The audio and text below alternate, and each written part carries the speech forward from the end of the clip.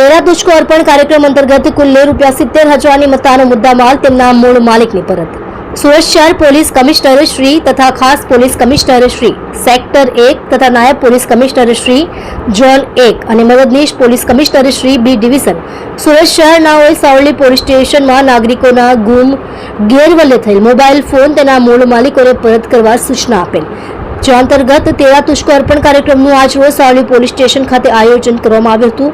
જે કાર્યક્રમમાં Savli police station દ્વારા લોકોના ગુમ ગેરવલ્લે થયેલ મોબાઈલ ફોન નંગ 5 જેની કિંમત ₹70,000 અરજદારો મૂળ માલિકોને પરત કરી પ્રશંસનીય કામગીરી કરવામાં આવેલ છે.